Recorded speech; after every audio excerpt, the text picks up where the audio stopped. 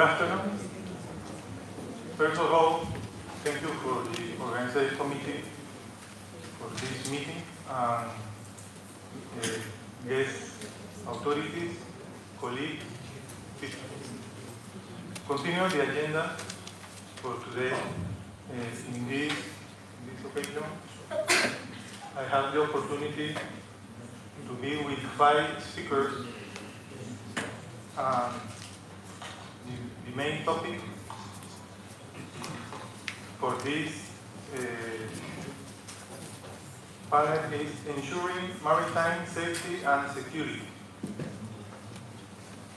The first speaker I introduce. His name is Javier Diaz. It's a short view. With over 10 years of experience in the maritime field, Mr. Javier Diaz graduated from the International Maritime University of Panama, UMIP, with the degree of nautical engineer, specialized in navigation and maritime transportation. He holds the unlimited license as chief mate with sea experience in car carriers and crude oil carriers. In addition, he is specialized in ISO quality management system as auditor and trainer of ISM, ISPS, and other IMO-related courses. He completed additional studies such as postgraduate degree in higher education at the International Maritime University of Panama, also a master's degree in maritime affairs with a specialization in maritime safety and environmental administration at the World Maritime University in Malmo, Sweden. Likewise, complete an advanced program in project planning at the Tecnológico de Monterrey and an advanced program in politics and effective communication and crisis management at the Allen School of Government. Currently, he is lecturer in the Faculty of Nautical Science of UMIP. Also, he is Deputy Director of the Maritime Technology Cooperation Center for Latin America, NTCC Latin America. Mr. Diaz.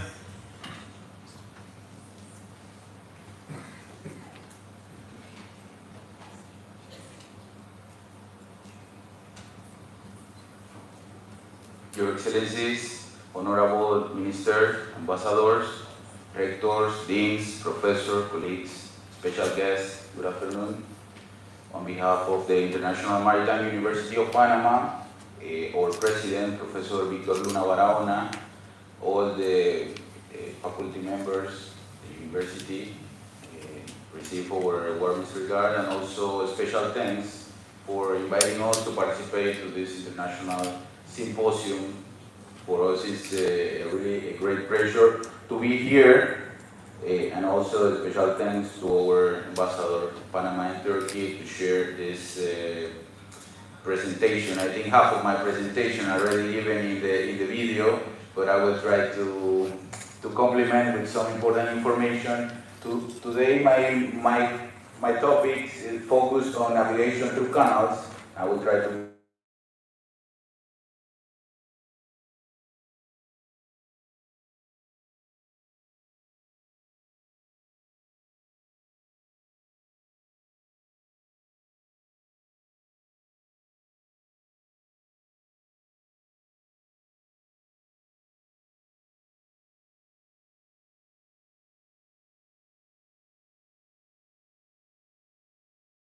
restrictions and also some training aspects to ensure maritime safety in the transit through the canal, especially in the Panama Canal. Of course, most of us we know, but we like to start with the definition of a canal. A canal, a human-made waterway that allows that all boats and ships pass from one body of water to another. It's a simple definition shared by NOAA. And of course we heard about canals and channels from different stages and from different lectures. And we know, of course, the most well-known canals around the world, Corinth Canal, Suez Canal, Panama Canal, but it's important that even though they have emerged some more efficient ways of transportation, still canals and waterways plays a vital role, especially for conduits of transportation, connecting culture, but most important, foresting global trade. It's, of course, a must to stop here and to start the definition of canal and channels and makes it different. While a canal is an artificial and man-made waterway that allows boats to travel from one body of water to another, a channel, it's a broad strait joining two larger areas of water, especially two seas, and it's known as natural waterway. While a canal is, of course, an artificial waterway. Example of them, for canal, we mentioned the Suez Canal and the Panama Canal, of course, and for channel, we refer to the Ambrose Channel in New York and the English Channel. The Panama Canal and the Suez Canal, of course, two important canals, and perhaps the most well-known canals in the world. As I told you before, we focused our presentation on the Panama Canal. Some aspects that have been really well explained in the video, was a really good video, introductory video, that the construction in Panama started in the 1850s when they initiated the idea of constructing a railroad based on the idea of the boat fever, driven by this momentum of having a route from the Atlantic to Pacific to rush this transportation to California. It took approximately 5 years to build the railroad. And years later, the French, led by Ferdinand de Lesseps, they tried to build the Panama Canal. It took them approximately 20 years. But the climate, of course, we're talking about the tropical weather, the climate, and other circumstances such as fever, yellow fever, and other factors got them to stop the construction of the Panama Canal, and years later it was bought, as you saw, by the Americans, and then from 1904 to 1914, 10 years took them to build or to finish the Panama Canal. In 15 August 1914 was the first inaugural transit, the steamship ANCORS through the Panama Canal, and then the history took us to before the expansion, and a special mention in 31st December 1999, where the administration of the canal was transferred fully to the Panama administration.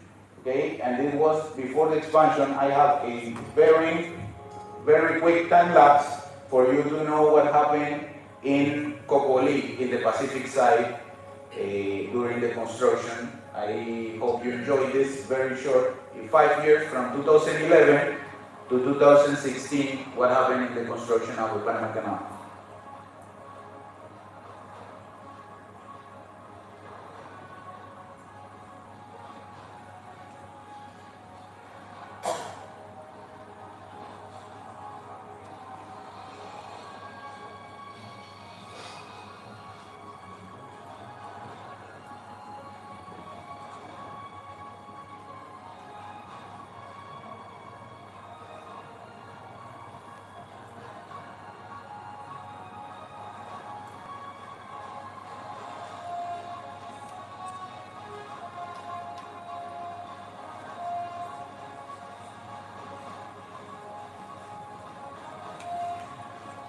It's good to mention that the existing locks, they didn't interrupt the transit during the 5 years of construction, the new third set of locks.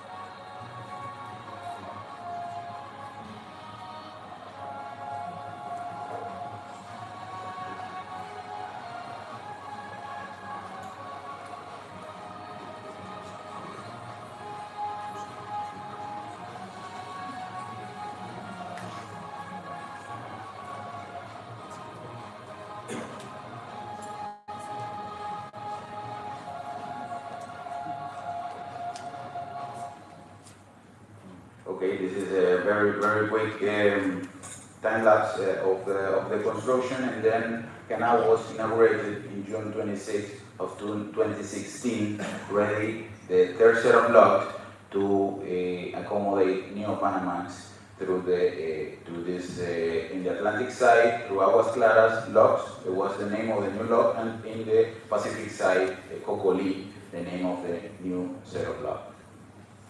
Now coming more to the operational side, the navigation in the canal is approximately 82 kilometers, 51 miles, and it's divided into approximately 16 important waypoints. It takes around 8 to 10 hours from lock to lock, from the first lock in the Pacific to the last lock in the Atlantic, or vice versa. And in the Atlantic side, we have the existing lock, Gatun, and the new lock is Aguas Claras. In the Pacific side, the two existing locks is Pedro Miguel and Miraflores, and the new set of locks is Cocoli. They have the critical point, the waypoint number 12, Culebra, Culebra Cut or the Gaylor Cut, which is the most critical area, and we'll explain later what the pilots have for ensuring safety of navigation, transiting in this area. They have, of course, fishing and grounding areas in the turning point. In case they lose the engines or the command of the vessel, they go aground in these fishing areas. They designated for that purposes, not deballasting allowed, but in the Gatun Lake, which is the biggest artificial lake within the Panama Canal, they can make ballasting operation for train purposes. And also, other special consideration, the Gatun Lake is about 26 meters above the water level, the seawater level, so it's important to mention the adjustment of the locks to make the ships to go up to the Gatun Lake level. Some aids to navigation through the canal. Along the way, they have some passing range with some port entry lights. We call it PEL. Some middle of the range channel, which are yellow. They have a well-marked buoy system throughout the canal, and also electronic aids to navigation. It's important to mention that the electronic charts of the Panama Canal area are produced and generated by the Panama Canal Authority. In terms of communication, I would like to mention that the Panama Canal have the marine traffic control. They call it MTC. It's right across the street in front of the International University of Panama in the Pacific side, and they coordinate all the operation from entering to leaving to the other side, and they manage especially 4 types of channels: safety channel, emergency channel, mooring channel, and some alternative channels for the whole transit, and they coordinate all the personnel involved in the transit.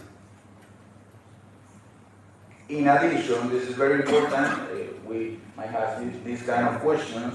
In addition, they have some draft restriction for Panamax, which refers to the existing locks. It's 12.04 meters in tropical freshwater, and for Neo-Panamax, we refer directly to the new set of locks to 15.24 meters in tropical freshwater. We can see in the short video the vessel transiting the existing locks and the bigger LNG in the new set of locks. In terms of safety and safety transit, as I mentioned, we have the Panama Canal Gaylor Cut, which is called also Culebra Cut. That is the most critical turning point of the Panama Canal, and it's about 7 nautical miles. It takes approximately 1 hour, 1.5 hours for a pilot, because the required speed reduces at 6-7 knots at that point. In the case of LNG, you can see there, they have a mandatory policy that for LNG, they take obligatory 2 sporting tugs throughout the canal.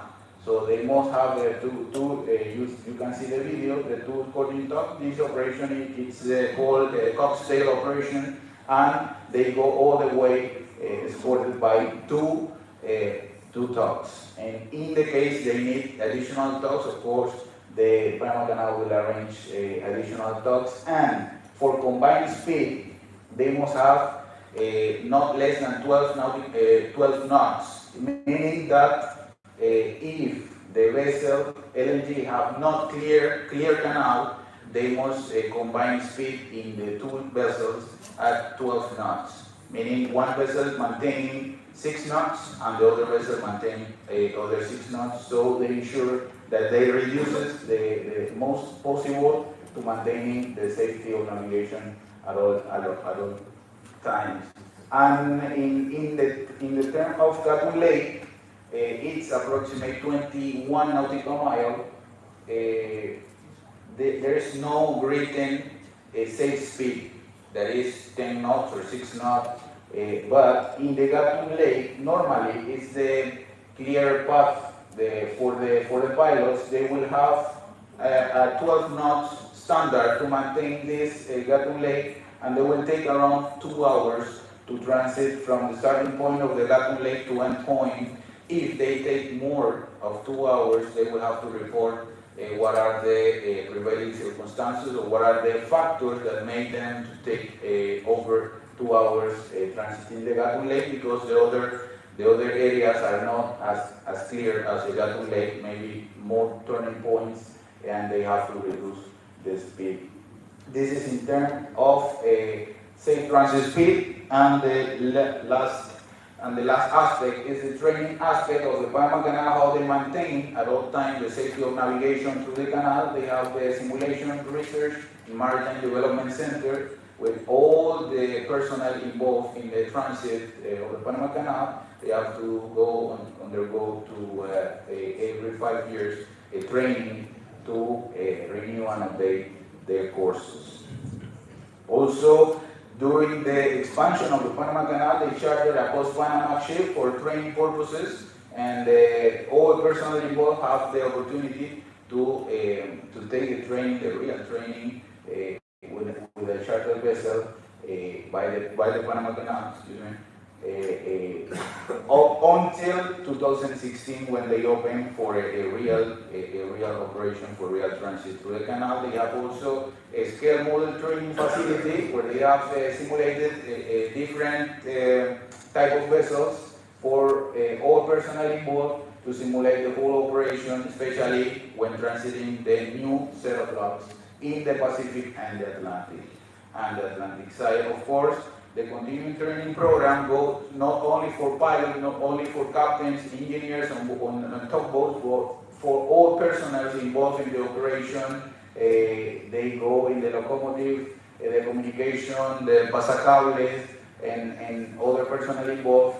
They go on continuing training for ensuring the safety of navigation. I think the importance of transiting through canal is to know very well the area of navigation, and I cannot finish without mentioning that the Panama Canal is a special place because the pilots take full control and command of the vessel during the whole transit. So this makes full responsibility on the Panama Canal Authority, but for that they are prepared to do it, to take control, to take the command, and to transit safely the vessel through the canal. I hope you enjoy the presentation. I hope you enjoy the videos, and of course, we'll maintain the last panel. Thank you very much.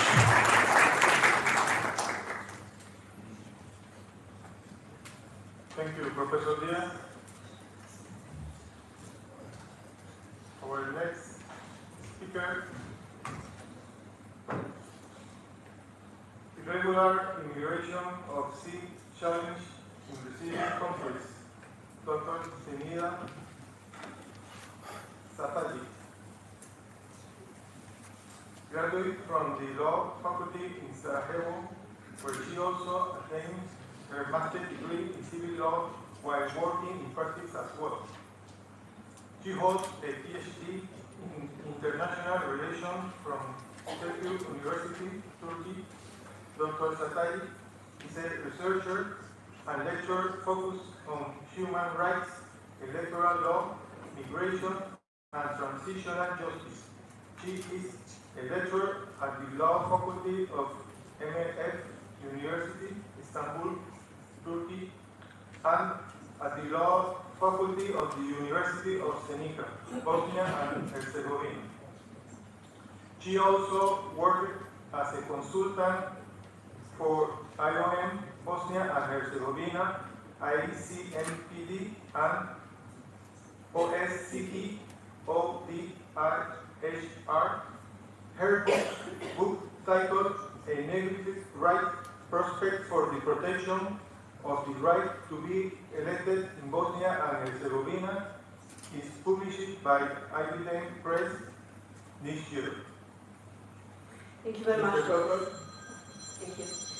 I would like to thank for this opportunity to the organizers of the conference because this topic is maybe not a characteristic topic for the main theme of the conference, but as Deputy Minister of Justice of the Republic of Turkey emphasized this morning, it's very important, and this presentation will be mainly putting some remarks to those actually who are working in this field. Keep in mind the important aspects from the field of human rights and refugee law.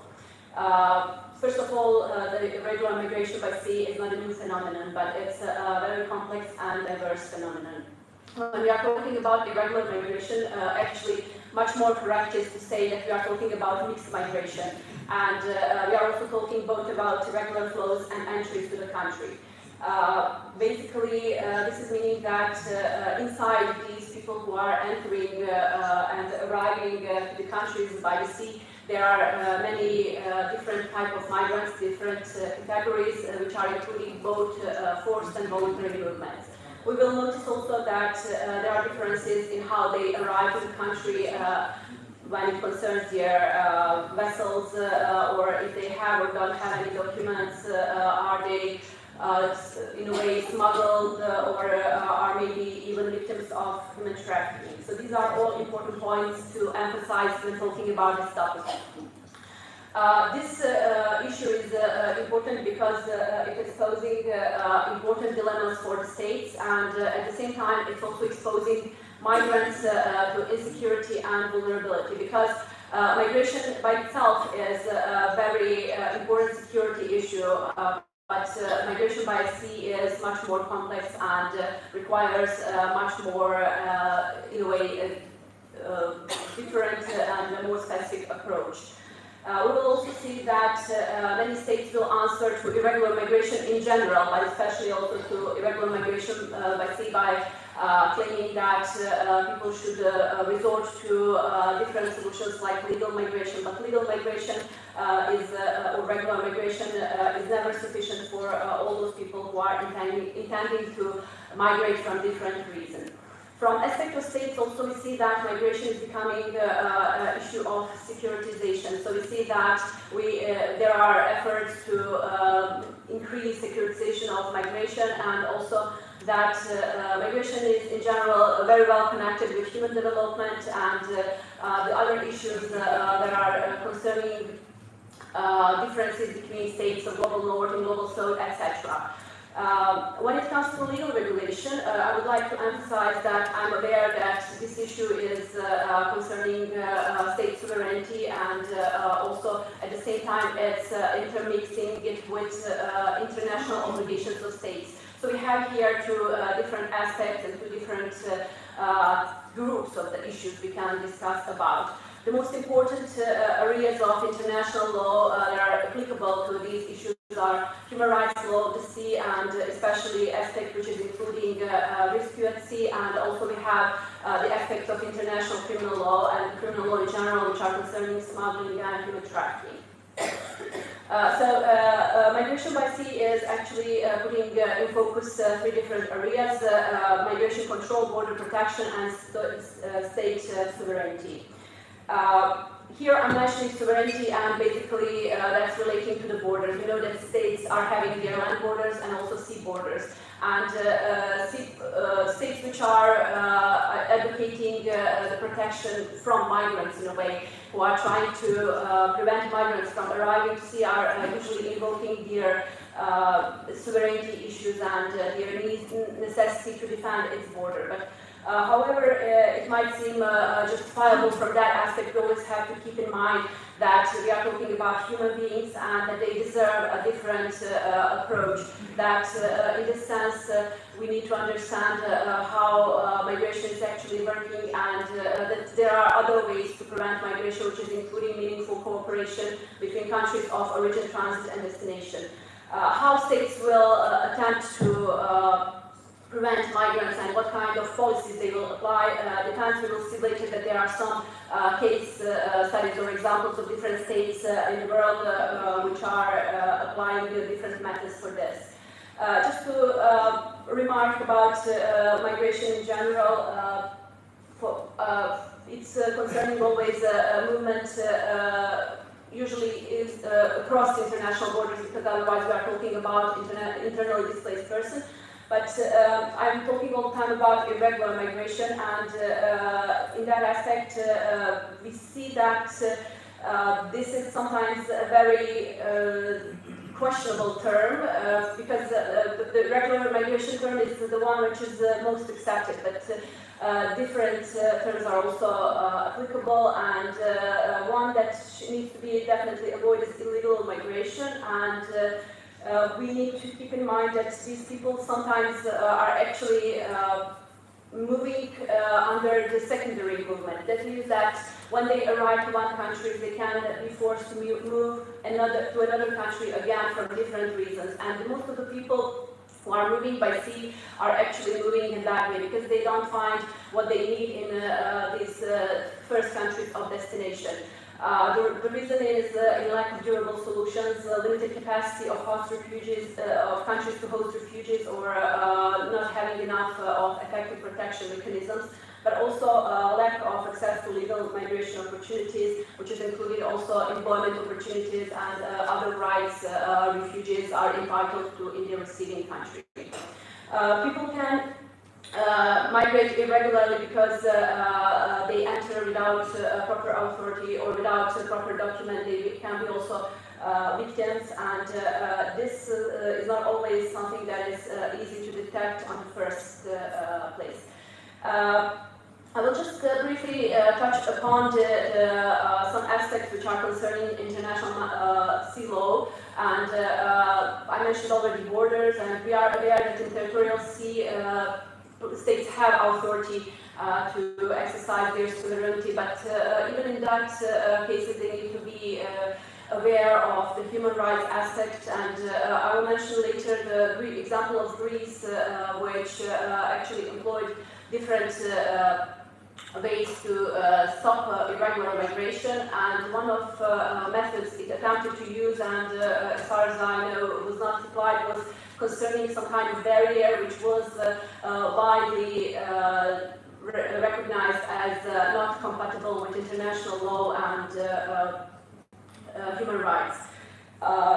When it comes to refugee law, and just briefly to mention the duty to rescue in this area as well, this is a very important aspect, and I'm sure the other will know much better here about this right or duty of the states. But I just want to mention that this is the duty which is established by international sea law and which is most important when it comes to irregular migration. But refugee law and the 1951 Refugee Convention is establishing the non-refoulement principle, which is a basic cornerstone of this regime, and it is the most important mean to protect refugees all over the world in any way of migration, either by sea or by the land. This non-refoulement principle and its application is actually maybe the strongest argument human rights lawyers have to defend this attitude against the state's sovereignty arguments.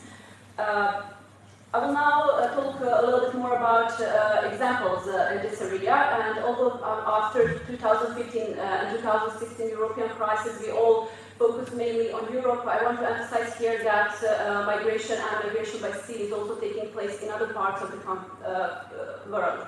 So very well known is also migration from Ecuador or Caribbean countries, Cuba and the Dominican Republic, to the United States.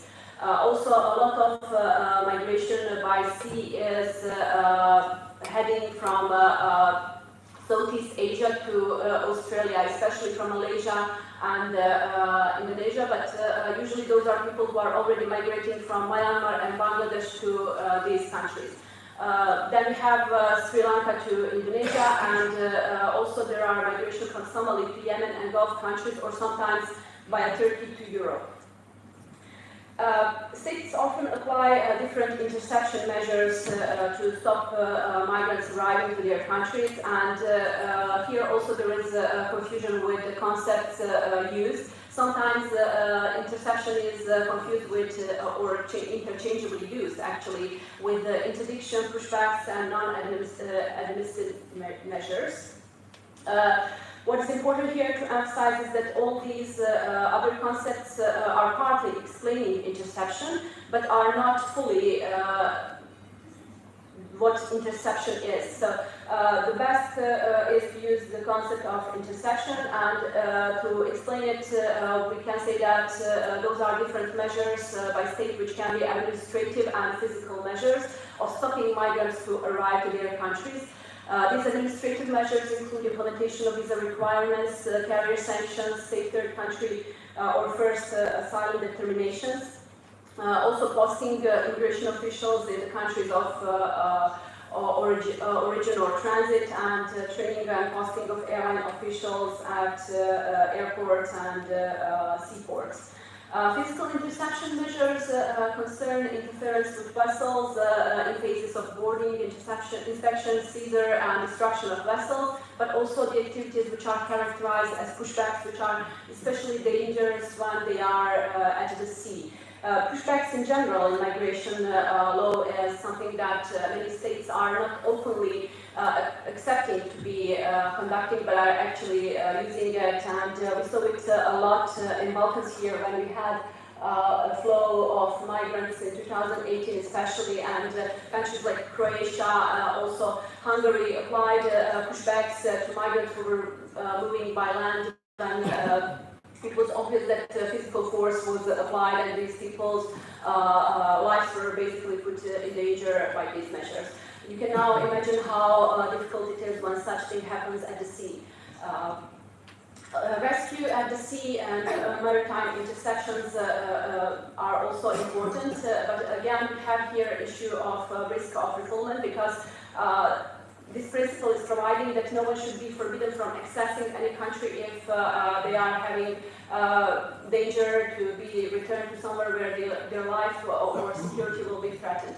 And here countries, whenever they use any interception measure, are very behaving on a, let's say, on the border of legality, because this is a serious violation of human rights. It is never sure where these people will be sent, or if they will be alive after they are pushed back from the country in issue.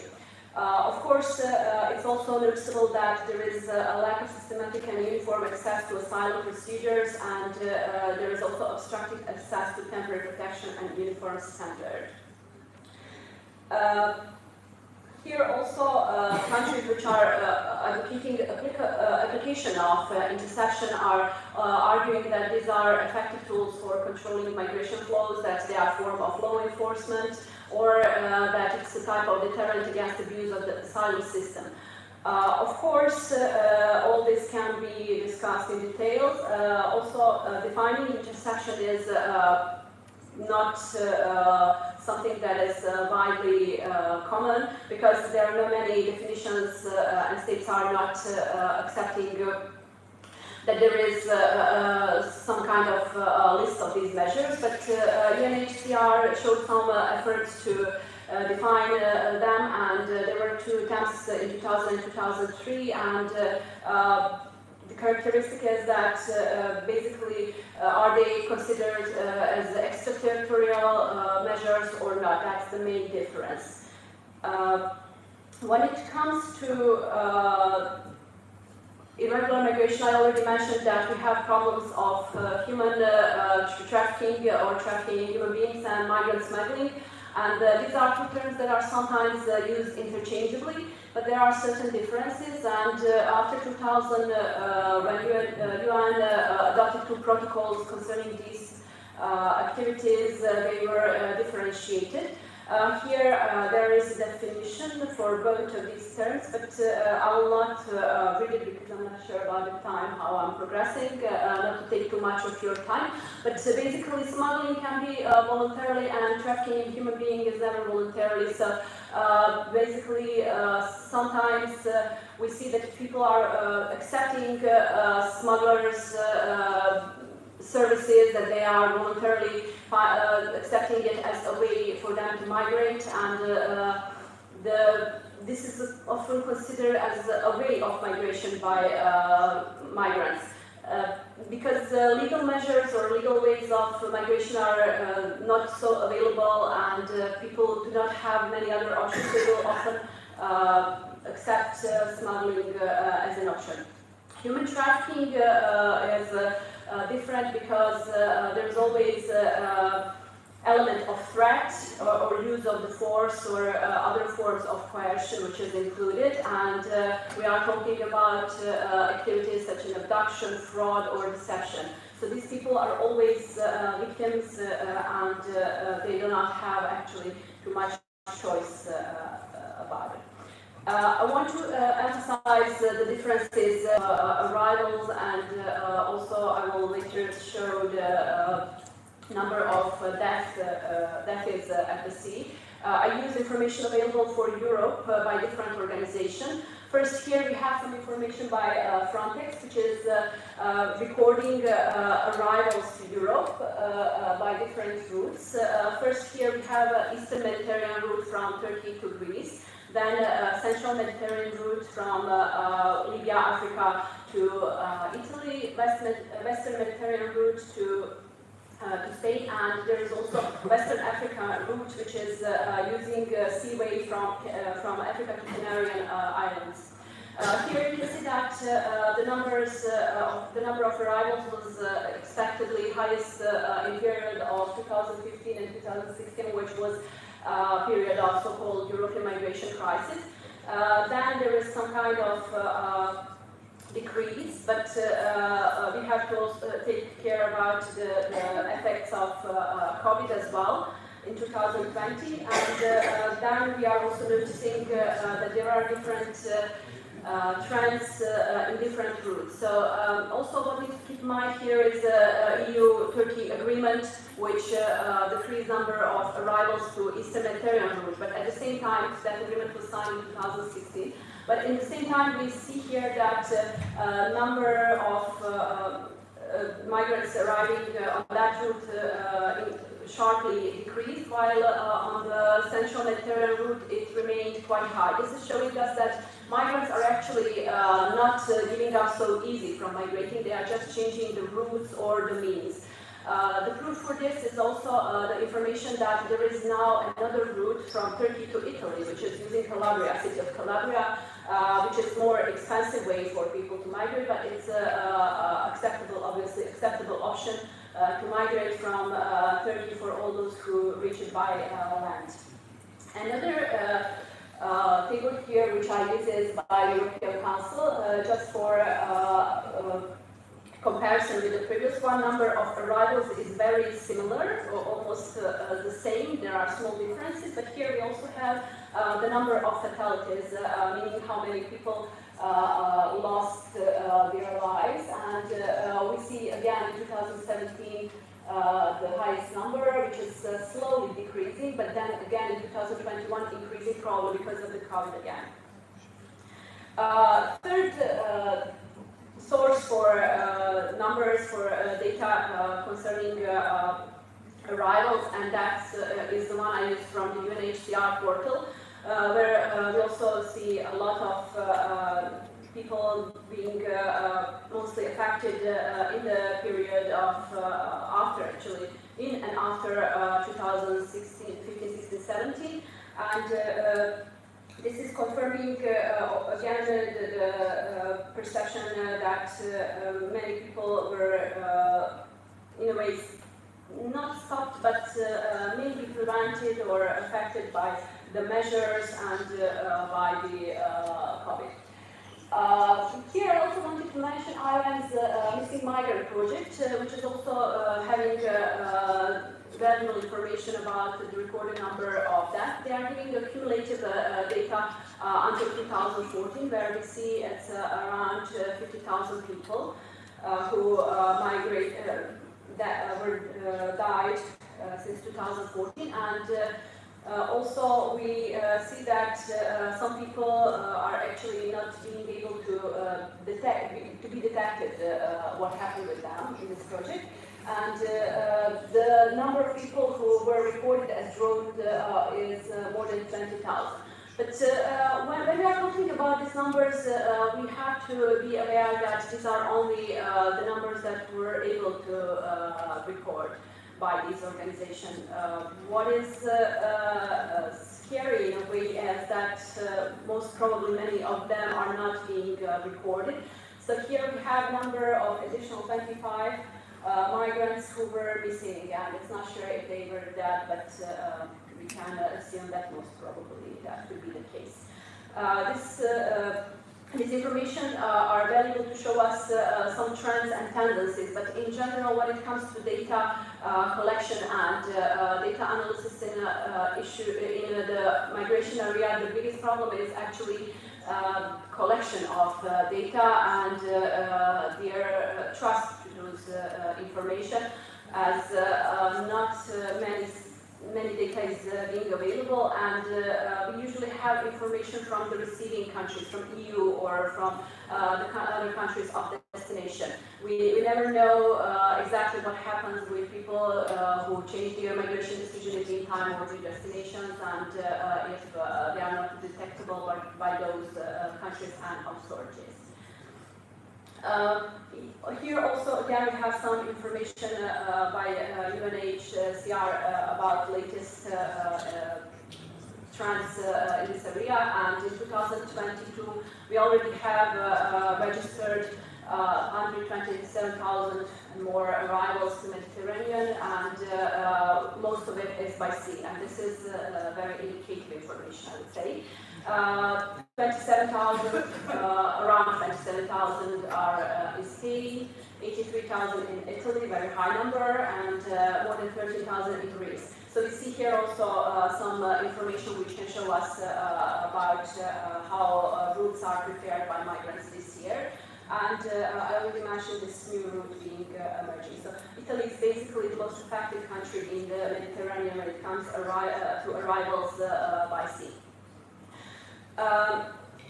Receiving countries are, of course, facing a lot of dilemmas concerning their security and human rights approach when it comes to receiving migrants.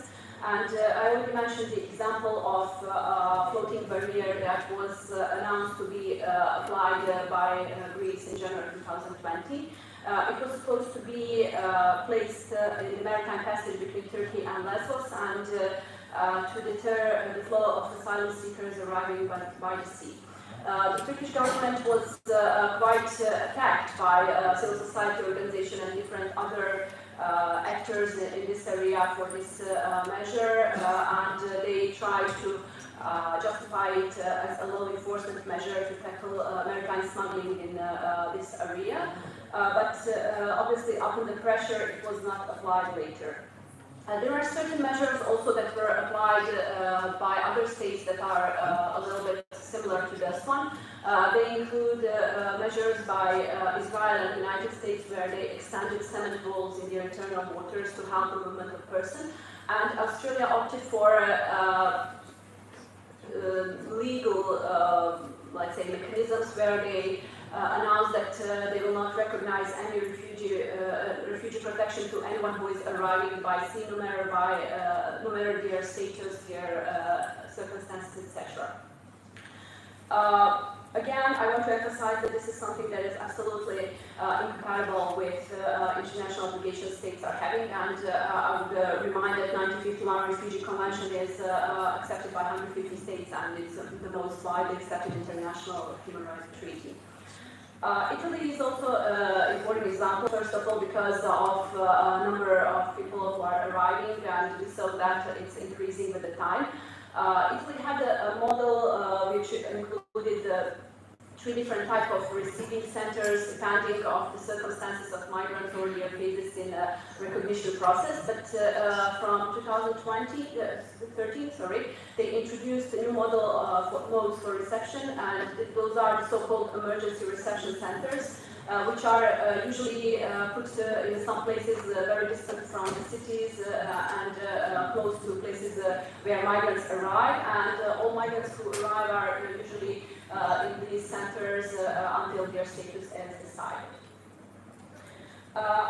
So at the end, maybe I'm not offering too much conclusions here, mainly because of the situation in Syria. I would say that this topic would maybe require a separate conference to be organized to discuss all these issues from both aspects of human rights and refugee law, and also from international sea law aspects. But what I want to emphasize as someone who is seeing this issue from the view of human rights and refugee law is that although I'm acknowledging states' priorities and issues of sovereignty, I'm still thinking that we need to always keep in mind that we are talking about human beings, and that human rights approach is something that needs to be dominant, and also that international obligations of states need to be respected, although sometimes they might be colliding with each other. Human rights approach should always have a primacy. Thank you for your attention.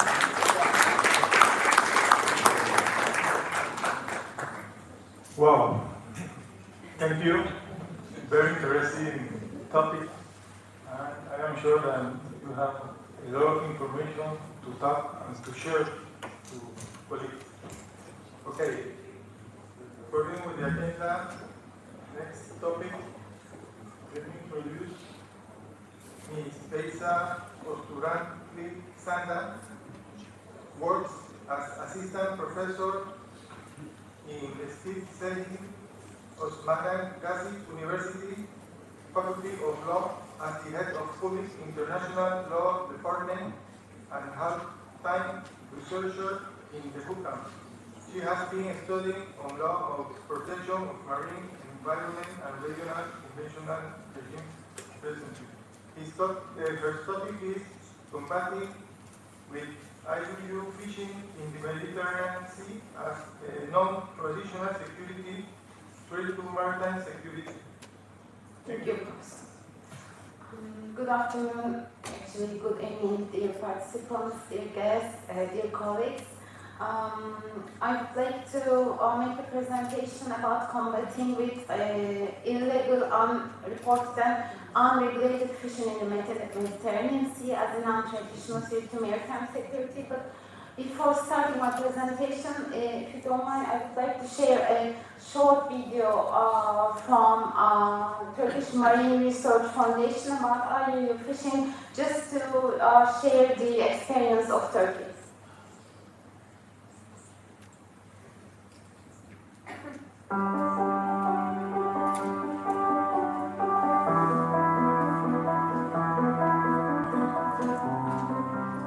Karadeniz zengin ve verimli bir deniz. Ama denizel canlı kaynaklar, aşırı avcılık, kirlenme, yabancı türlerin girişi, kıyı tahribatı ve iklim değişikliği gibi nedenlerle tehlike altındadır. Karadeniz'de kalkan balığı ticari öneme sahiptir. Ama yasa dışı, kayıt dışı, kural dışı avcılık önemli bir sorun. Resmi istatistiklere göre kalkan stokları hızla azalıyor. Örneğin 2000 yılında 2600 tona, 2007 yılında 700 tona ve 2017 yılında 152 tona kadar düşmüş. Fiyatlar artınca yasa dışı balıkçılığa yönelme de başlıyor. Örneğin bu balıklar yasa dışı avlanıldı. Ama 2017 yılında yetkililerce yakalanarak el konuldu. Lütfen yasa dışı, kayıt dışı, kural dışı balıkları avlamayın. Satın almayın ve yemeyin. Çünkü yerseniz gelecek kuşakların hakkını yemiş olursunuz. Görüldüğü gibi 2018 yılında 828 ton balığa el konulmuş. 50 geminin ruhsatı iptal edilmiş ve yaklaşık 9.000 kişiye ceza yazılmış. Akdeniz Genel Balıkçılık Komisyonu'nun 39 Taksim 2015 Taksim 3 tavsiye kararına uyalım. Sürdürülebilir avcılık için bu zorunlu.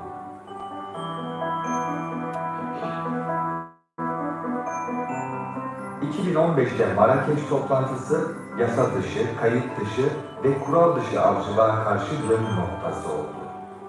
Uluslararası Mücadele Günü kararı burada alındı.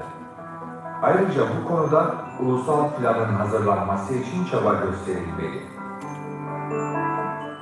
Bu avcılık sadece kalkan balığının neslini tehlikeye atmıyor.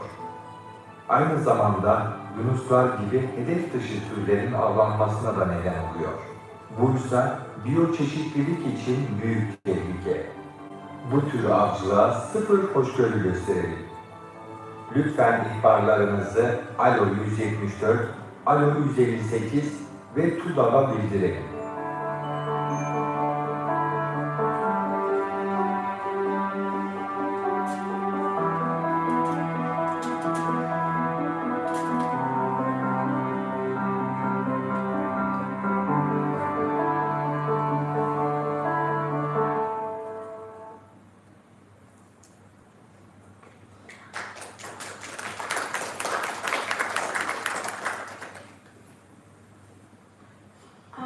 In this respect, under my topic, I would like to give some information about the definition of IUU fishing.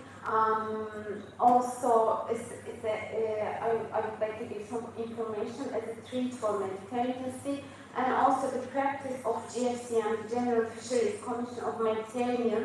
I would like to talk about its practice related to fisheries management in Mediterranean Sea, and also the compliance issues under the GFCM.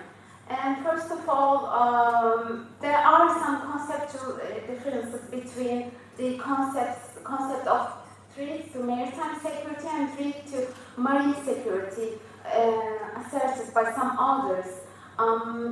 According to some authors, the first one, maritime security, refers some kind of threats, more traditional threats to shipping or other traditional maritime activities, and the second, marine security, refers threats also to coastal communities and non-human environments.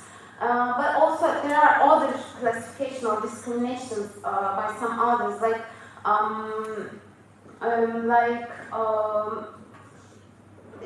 approaching the issue from the point of interest under treaty, like national interest, political interest, environmental interest, or social interest. On this respect, under a more overall approach, IUU fishing might be considered as one of the threats engaged in marine environment, basically, but not only the marine environment, because it has connection with other issues as well. So IUU fishing can be addressed as the threat engaged in all of those national, political, economic, social, civil interests. And also maybe it can be considered as an issue under the marine environmental aspect of maritime security, or maybe it's better to understand maritime security as a concept to embrace all kinds of interests and threats today.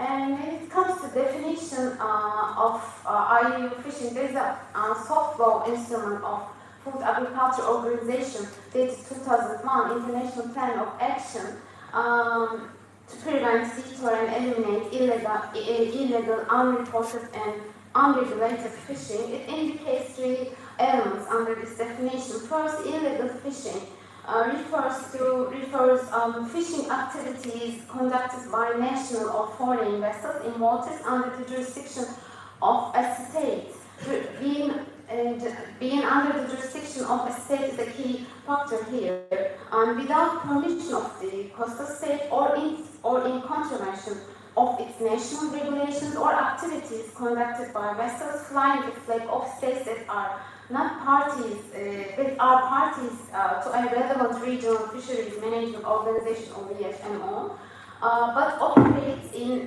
contravention of the conservation and management measures adopted by the organization by which the states are bound or relevant provisions of the applicable international law or activities in violation of national laws or international obligations, and also recently including those undertaken by cooperating states to a relevant VFMO.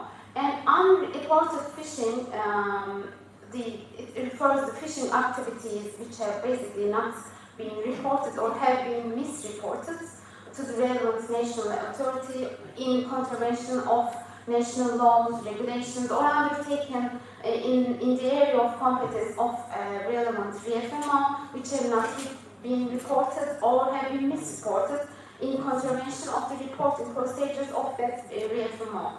And unregulated fishing refers to fishing activities in the area of application of relevant VFMO that are conducted by vessels without nationality or by those flying flag of a state not party to that organization or by a fishing entity or by those or in a manner that is not consistent with or contravenes the conservation and management measures of that organization in areas for fish stocks in relation to which there are no applicable conservation or management measures, and where such fishing activities are conducted in a manner inconsistent with state responsibilities for the conservation of living marine resources of international law. Here is being unregulated is not enough to be engaged in IUU fishing. Also, being in contravention with the relevant regulations of VFMO, if there is no VFMO, then being contravention with the basic principles of international law of sea, that we can induce some from the UNCLOS, particularly maybe the Article 194, the General Obligation of Protection of Marine Environment, or from the Articles 116 to 119 about the sustainable use of living resources in high seas. If there is no regulation, international or regional regulation otherwise. And when it comes to situation in Mediterranean Sea, it's mostly the environmental concerns, but also there are some other concerns. Mediterranean Sea has 46,000 kilometers of coastal line. It's a semi-enclosed sea bordering 22 countries, and it's identified as a hotspot in respect of the impacts of climate change, but also it still hosts intensively economic activities at the same time, and the region still has a rich biodiversity and fragile ecosystem. Of course, it's hosting 17,000 marine spaces, which are threatened by the increased anthropogenic pressure, of course, such as land-based pollution, discharge of hazardous waste, overexploitation of fish stocks, or climate-driven changes, habitat degradation, introduction of non-indigenous species. Since IUU fishing activities do not comply with the national or regional or international regulations, it devastates the marine resource and undermines the ecosystem management tools of regional organizations at the same time.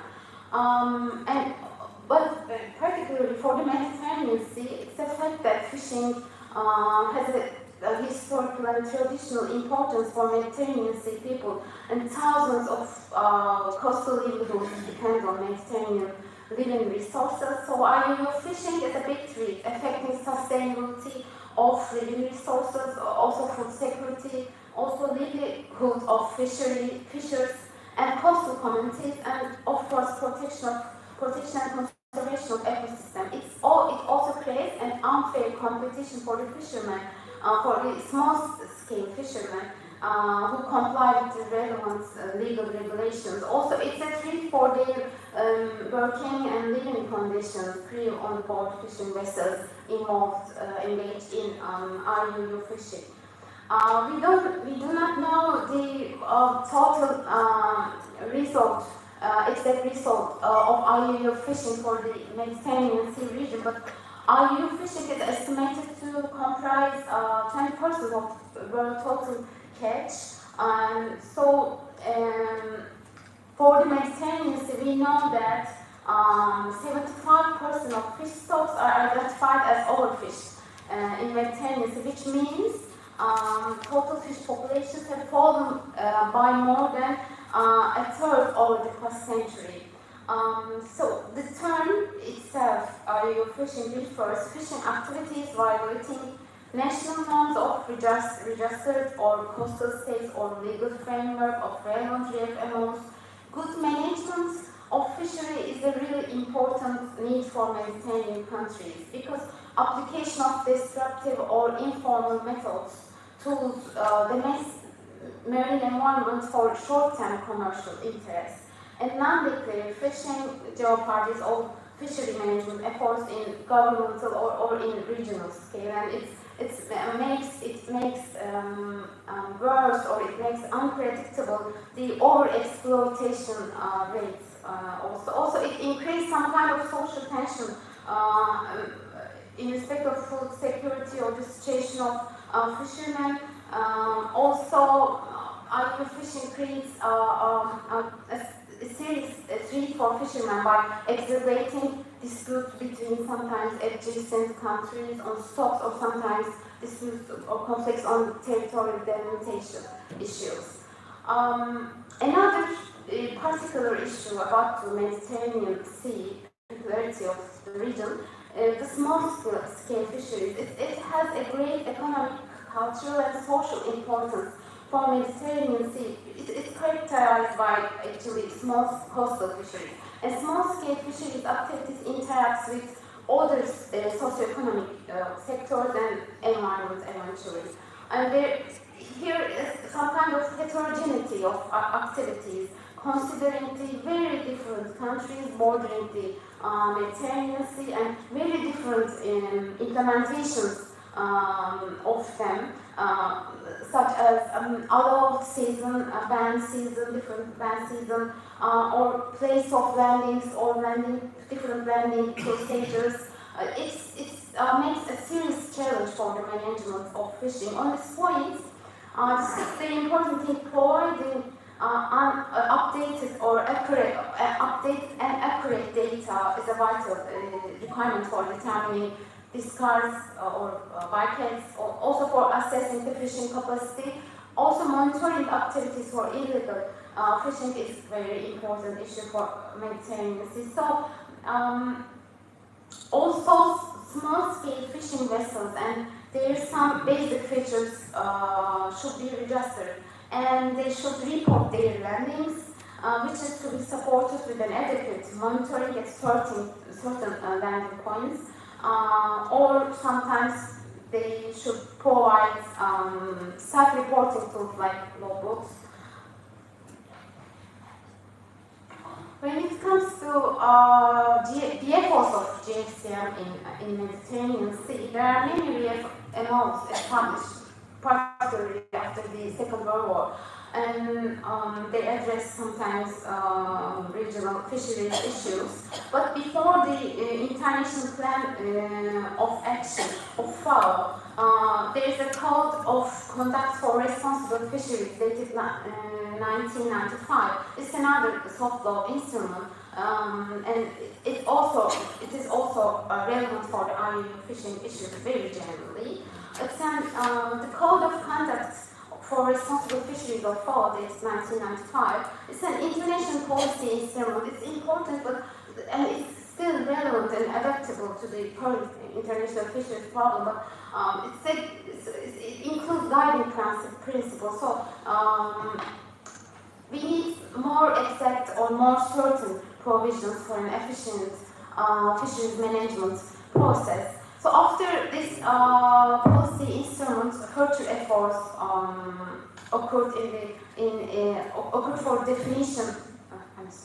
Definition under FAO as found in 1997 particularly, and considering the failure of existing relief amounts, there was a real need for an exact definition of circumstances in which vessels will be presumed to have engaged in IUU fishing and their related activities. And it's a really obvious need to find a legal solution to justify combating efforts of coastal states in different maritime areas, including high seas.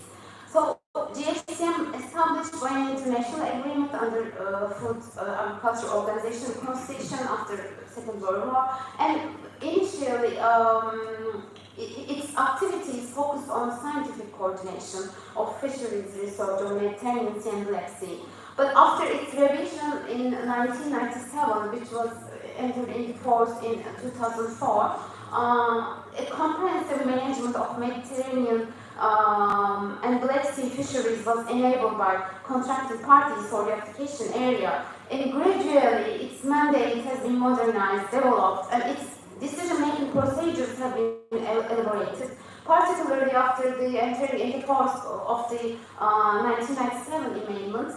Recommendations taken by Commission to ensure compliance under Article 8 particularly, and the agreements gained a binding, the recommendations taken by the Commission gained some kind of binding effect in respect of contracted parties, which is very important. And 1997 agreement refers IUU activities for the same definition of FAO International Plan of Action, but after the entry into force, the 1997 amendments, no, not after, before the entry into force, there was a very important conference, ministerial conference held in Venice in 2003. And in this ministerial declaration, contracted parties emphasized that priority should be given to establishing procedures for identifying vessels carrying out IUU activities. It's a kind of blacklist. And as well as the actions to be taken against these vessels. And furthermore, drawing up registers of vessels authorized to fish is kind of blacklist.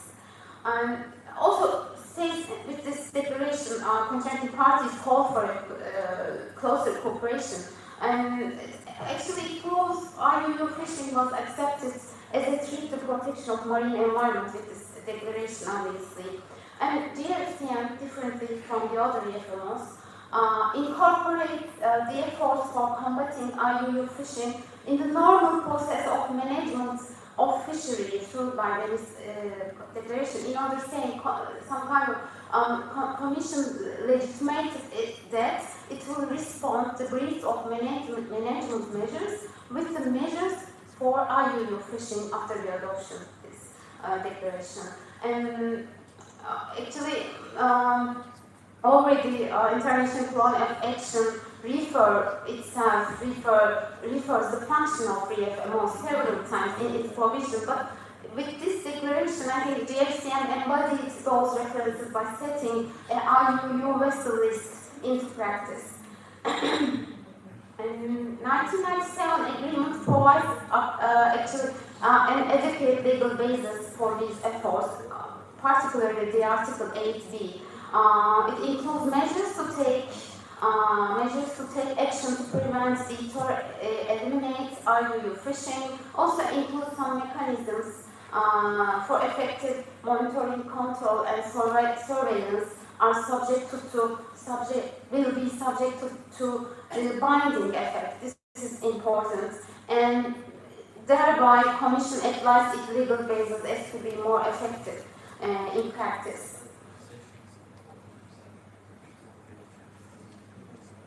After that, in 2009, three monitoring, control, and survey recommendations were adopted by contracting parties to follow up the infringements. One of them is relating to GFCM recorded vessel, some kind of list of vessels presumed to be carrying out IUU fishing in the GFCM area, and a regional scheme to combat port state measures.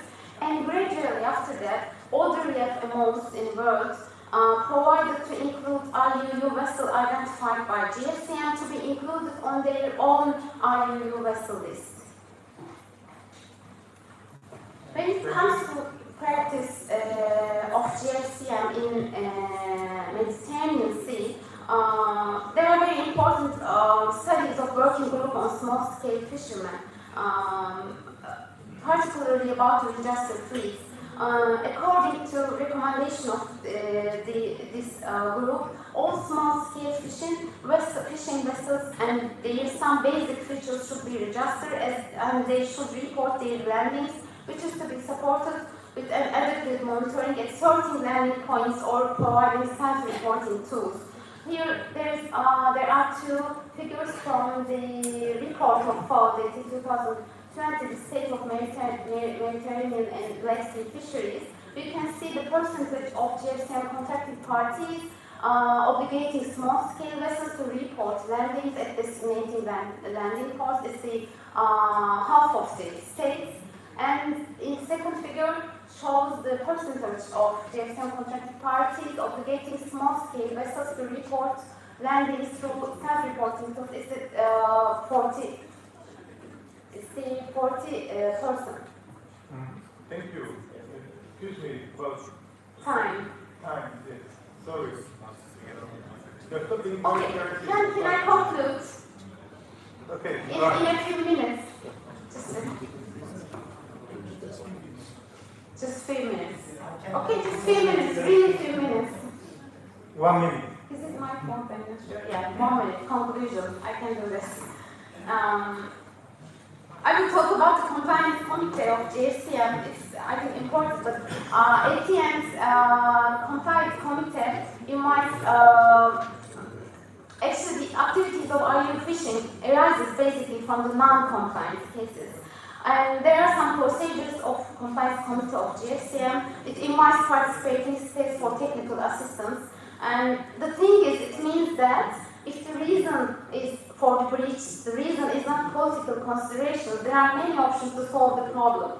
And there have been infringements and there will be infringements. The important issue here is the efforts of GFCM to promote cooperation and transparency among contracting parties and including non-contracting parties. There is no unique recipe for eradicating IUU fishing, but the practice of orderly FMOs with GFCM to combat IUU fishing, it will decrease gradually the cases of IUU fishing. And also, just one word, in this respect, regional and sub-regional peculiarities like Mediterranean Sea should be taken into consideration for an effective combat which will be functional for the other regions, of course. Thank you. I'm sorry for the time. Thank you very much.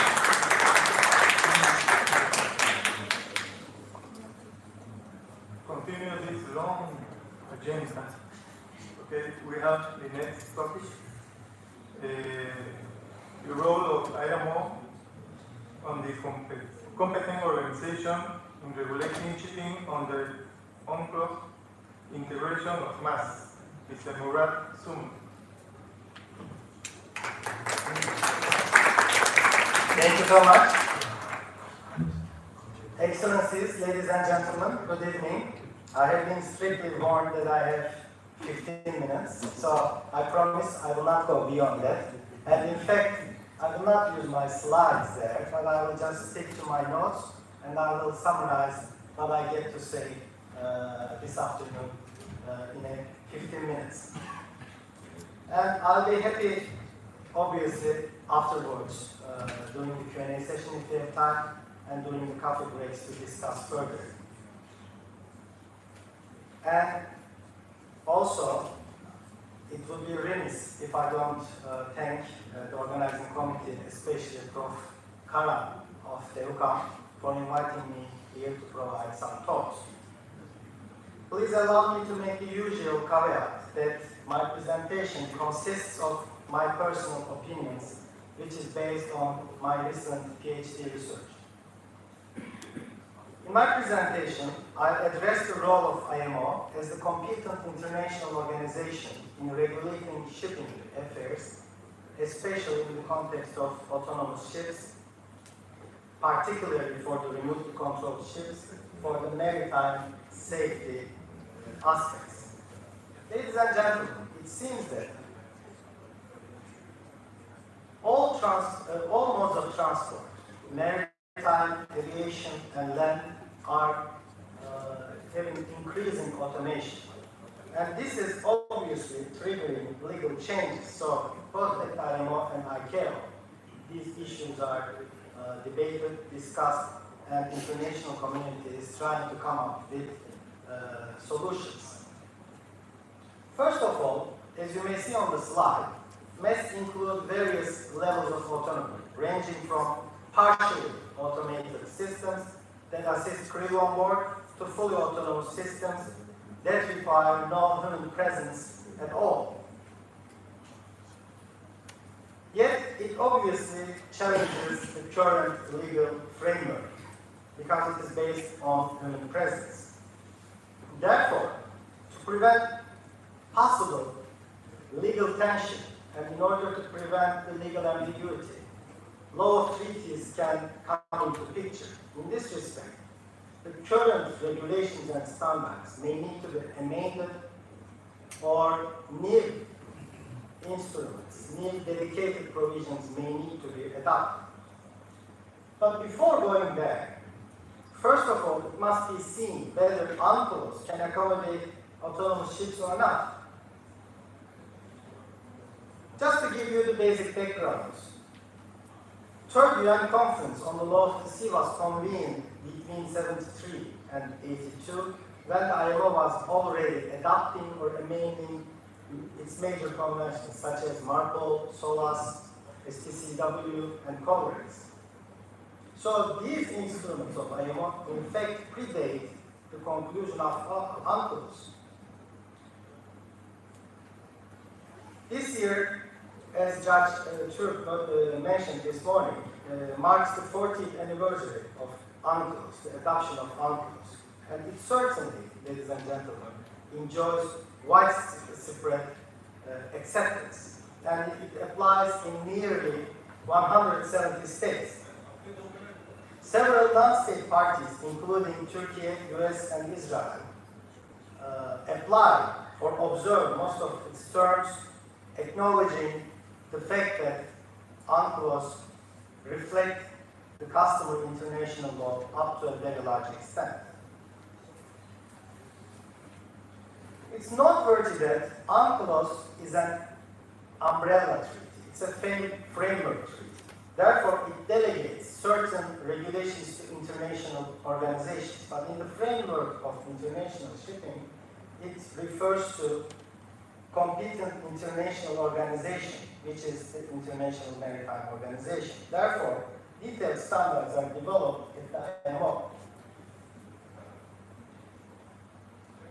Ladies and gentlemen, the IMO had already fulfilled a crucial role in ensuring the evolution and progressive development of law of the sea regime by adopting more than 50 international instruments and countless number of many other legal instruments. And it's also important to note major IMO conventions achieved almost universal adherence, which cover around 99% of the global tonnage. In this respect, it's well established that there is an obligation for state parties of ANCORS to comply with IMO's GAIAs, generally accepted international rules and standards. I found very interesting that most of the time, as the law of the sea researchers, we were perhaps paying more attention to the delimitation aspects of the South China Sea arbitration. However, during the arbitration, it was also established that the infringement of coal rates amounted to the violation of ANCORS as well, since coal rates is accepted as GAIAs.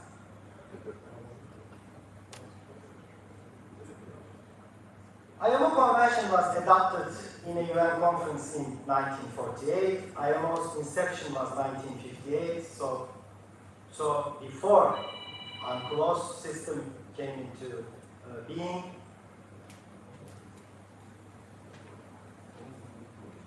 And one of the main functions of the IMO is to provide a platform, a machinery to exchange ideas, or for governments, for representatives of governments, to exchange and discuss and negotiate international instruments.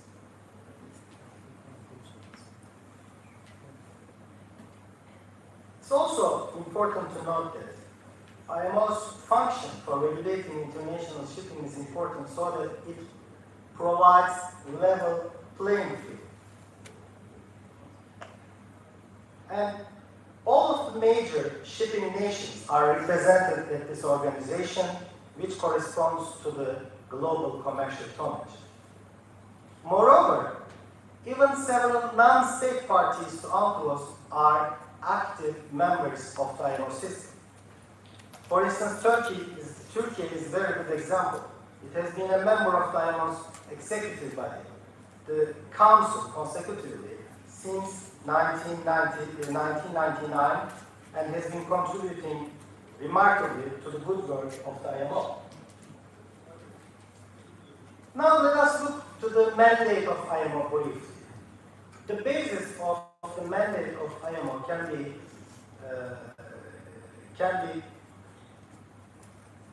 take its foundation from three resources. First of all, 1948 IMO Convention. Secondly, the legal instruments, treaties adopted under the auspices of the IMO. And more importantly, ladies and gentlemen, IMO enhances its mandate by means of UNCLOS itself.